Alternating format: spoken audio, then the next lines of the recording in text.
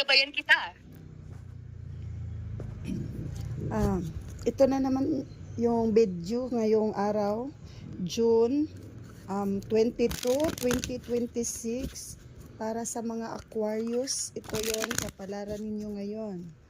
Tingnan natin kung ano ang mga lumalabas dito ngayong araw sa mga kapalaran ng mga Aquarius dyan.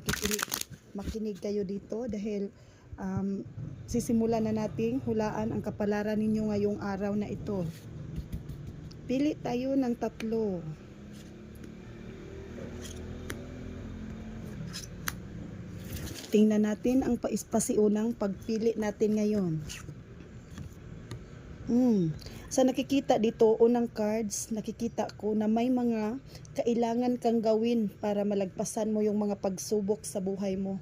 Parang maraming pagsubok ang darating, pero magpakatatag ka lang dahil kung ano man ang mga pagsubok na yon, alam ko na kayang-kaya mo yan malagpasan. Ang dapat mo lang gawin ay magpakatatag ka ngayon dahil ang lahat ng ito ay may katapusan din. Ang ibig sabihin sa pasiunang pagpili ngayon, ang mga mansa ng Aquarius, ito yung kapalaran nila ngayong araw. Nakikita ko na may mga kailangang lagpasan, kailangang gawin para malagpasan ang mga pagsubok sa buhay. May maliit nga na problema talaga. Ngayong araw o hanggang sa susunod na araw, may mga kailangang isolve o may mga bagay na dapat gawin para malagpasan ang mga pagsubok na mangyayari ngayong araw na to o hanggang sa susunod na araw. Nakikita ko pa kasi na parang hindi pa masyadong masaya or parang malungkot pa yung buhay, pero hindi naman lahat ng panahon ganito.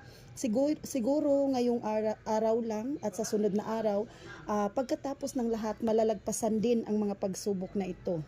Mabubuhay din ang yung mga plano at magtatagumpay ka rin sa lahat ng mga gusto mong gawin.